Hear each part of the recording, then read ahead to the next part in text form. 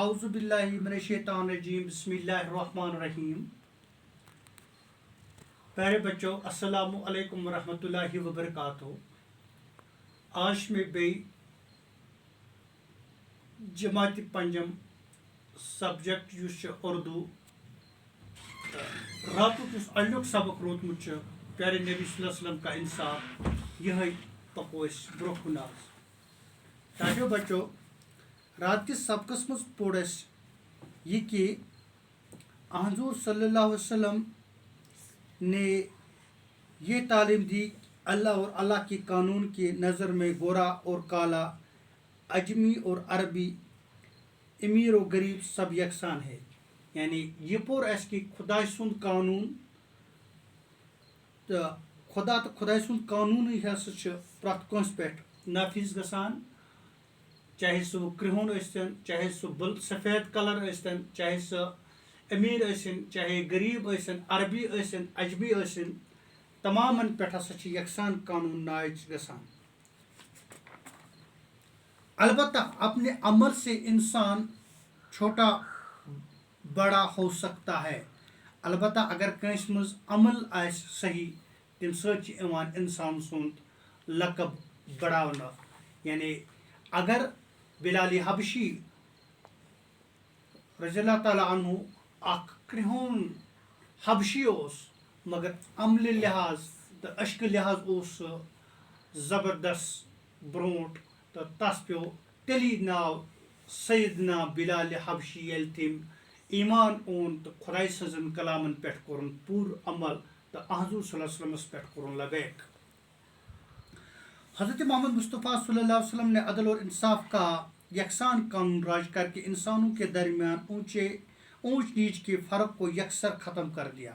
آپ صلی اللہ علیہ وسلم نے ہر ایک پر یکسانیت قائم کی اور اونچ نیچ امیر غریبی کو یکسر ختم کر دیا. ایک مرتبہ آپ صلی اللہ علیہ وسلم کے سامنے بڑے گھرانے کی ایک خاتون کا معاملہ پیش ہوا. چونکہ دستور عرب تھا یہ کہ جو وہاں کے امیر لوگ تھے انہیں کا سب کچھ چلتا تھا، جو کچھ بھی وہ چاہے وہ انہیں کا مانا جاتا تھا، چاہے وہ غلط ہی کیوں نہ ہو لیکن انہیں کی بات کو مانی جاتی تھی. اس طرح ایک مرتبہ آپ صلی اللہ علیہ وسلم کے سامنے بڑے گھرانے کی ایک خاتون کا معاملہ پیش آیا. یعنی ایک مرتبہ ایک بڑے خاندان کے خاتون کا معاملہ آپ صلی اللہ علیہ وسلم کے سامنے پیش آیا، مسئلہ سامنے پیش آیا.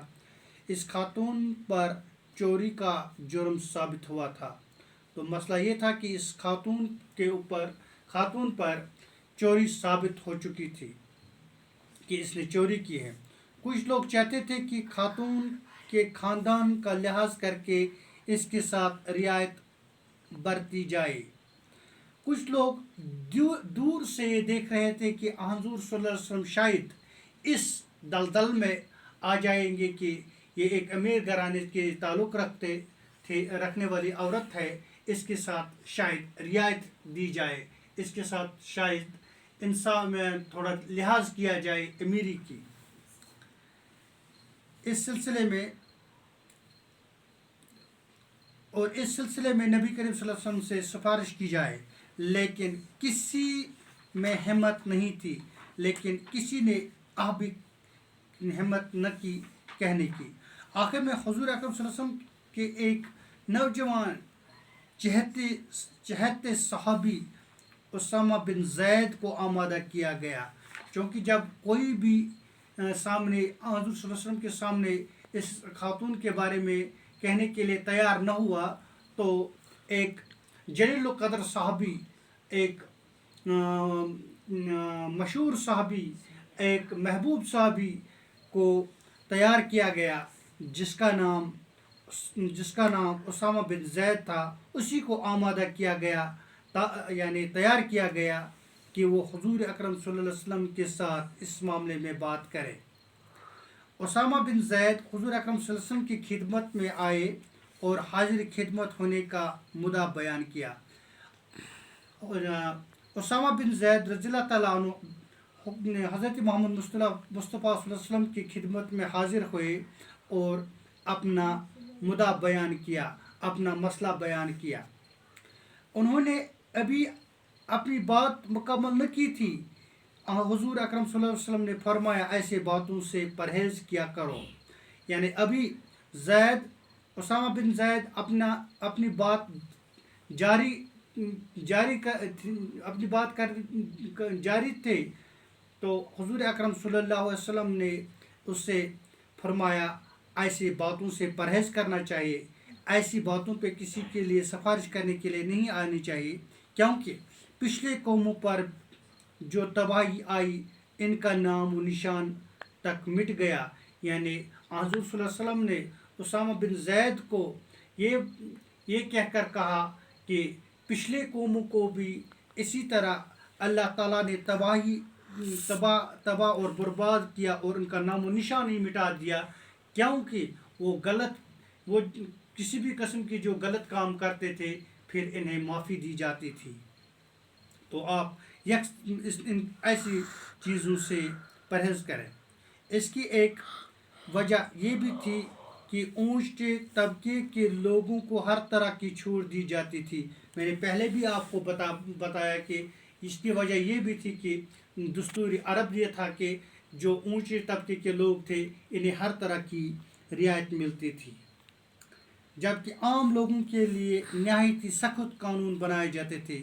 لیکن جو عام لوگ تھے، غریب غربات لوگ جو تھے، ان کے لیے قانون زبردست سخت تھے، انہیں برابر قانون پہ عمل کرنا پڑتا تھا. اسلام میں ایسا نہیں ہو سکتا اور میں ہرگز اس کی اجازت نہیں دوں گا. چنانچہ اس نے خاتون کو قانونی شریعت کے مطابق سزا دی گئی، تو اس عورت کو برابر شریعت اور اسلامی قانون کے تحت سزا مل گئی. اسی طرح ایک دفعہ ایک واقعہ جنگ بدر میں بھی پیش آیا. پیارے بچوں، جنگ بدر جس میں جو 13 صحابہ تھے، انہوں نے جنگ بدر میں مشرکین مکہ کے ساتھ جنگ لڑا، اور جس میں مسلمان کامیاب ہو گئے اور فتح نصیب ہو گئے. اس جنگ میں بھی ایک ایسا ہی واقعہ پیش آیا. اس جنگ میں مسلمانوں کو فتح نصیب ہوئی تھی.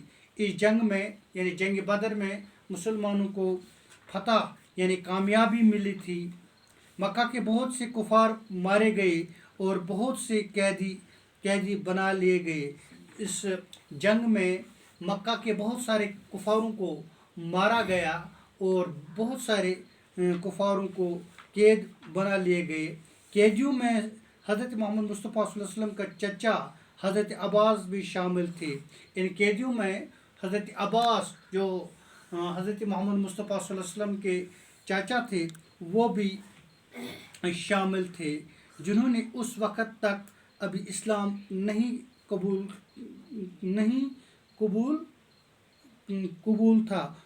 کیا تھا. اس وقت تک حضرت عباس نے اسلام میں داخل نہیں ہوا تھا. دوسرے قیدی کی طرح انہیں بھی رسی میں باندھ دیا گیا تھا. جس طرح دوسرے قیدی تھے، اس طرح حضرت عباس کے ساتھ بغیر کسی رشتے کے لحاظ سے انہیں بھی اسی طرح قید رکھا گیا اور رسیوں میں باندھ دیا گیا. رسی زیادہ کھس کے باندھی گئی تھی، جس کی وجہ سے حضرت عباس رات کو درد کی شدت سے گھراتی تھی. یعنی رسی اتنی چست تھی کہ حضرت عباس کو رات میں کافی تکلیف پیش آیا اور وہ زبردست حشاش بشاش ہو گیا. حضور اکرم صلی اللہ علیہ وسلم ان کی کراہٹ کی آواز سن کر بے قرار ہو گئے تھے. ایک طرف حضرت عباس ان قیدیوں میں شامل تھا جو کفار مکہ کے لوگ تھے. دوسری طرف حضور صلی اللہ علیہ وسلم جب حضرت عباس رضی اللہ تعالیٰ عنہ کی یہ کراہٹ سنتے تھے تو وہ بے قرار تھا، بے چین تھا. رات بھر انہیں کسی قسم کا آرام نہیں آیا. آپ صلی اللہ علیہ وسلم کے ساتھیوں سے ان کی بے قراری نہ دیکھی گئی. یعنی آپ صلی اللہ علیہ وسلم کے جو ساتھی تھے، آپ کے ساتھی حضرت ابوبکر صدیق، حضرت عمر، حضرت عثمان غنی، حضرت علی رضی اللہ تعالیٰ عنہ تھے. انہیں یہ معاملہ صحیح نہیں لگا، انہیں یہ بات ٹھیک نہیں لگی کہ حضور صلی اللہ علیہ وسلم اس طرح کے پریشان حالات میں ہیں، اور انہوں نے حضرت عباس رضی اللہ تعالیٰ عنہ کی رسی ڈھیلی کر دی۔ یہ دیکھا کہ حضور صلی اللہ علیہ وسلم بے قرار ہے، تو انہوں نے حضرت عباس رضی اللہ تعالیٰ عنہ کی رسی ڈھیلی کر دی۔ حضور اکرم صلی اللہ علیہ وسلم کو جب اس بات کا عمل ہوا، جب حضرت محمد مصطفیٰ صلی اللہ علیہ وسلم کو یہ پتہ چلا کہ حضرت عباس رضی اللہ تعالیٰ عنہ کے ساتھ تھوڑی نرمی کی جاتی ہے، تو انہوں نے کہا کہ تمام قیدیوں کے ساتھ یکساں سلوک کیا جائے۔ تو آپ صلی اللہ علیہ وسلم نے یکساں سلوک کرنے کے لیے کہا، یا تو سبھی قیدیوں کی رسیاں ڈھیلی کر دی جائیں، یا پھر دوسرے قیدیوں کی طرح حضرت عباس کی رسی بھی کس کے باندھ دی جائے۔ تو آپ صلی اللہ علیہ وسلم نے یہ کہا کہ یا تو حضرت عباس رضی اللہ تعالیٰ عنہ کی رسی بھی مضبوطی کے ساتھ باندھ دو، یا سبوں کی رسی ڈھیلی کر دو۔ آپ صلی اللہ علیہ وسلم کے ساتھیوں نے سارے قیدیوں کی رسیاں ڈھیلی کر دی۔ یہ تھا ہمارے نبی صلی اللہ علیہ وسلم کا انصاف کرنے کا طریقہ، اور تمام قیدیوں کے ساتھ یکساں سلوک کیا گیا۔ ان کی رسیاں ڈھیلی کر دی گئی، اور ہر ایک کے ساتھ یکساں سلوک کیا گیا، اور اسی کو سے یہ صاف پتہ چلا کہ حضور صلی اللہ علیہ وسلم کا نبی کریم صلی اللہ علیہ وسلم کا سچا انصاف کرنے کا طریقہ کیا ہے۔ ٹاٹیو پیارے بچوں، ان میں سے چند مشکل الفاظ بھی آئے۔ ان کے معنی اس طرح ہے: انصاف، یکساں قانون، برابری، پرہیز کرنا، دور رہنا، احتیاط کرنا، ذلت، رسوائی، رعایت، لحاظ، یکسر، بالکل، رواں، جائز۔ شکریہ۔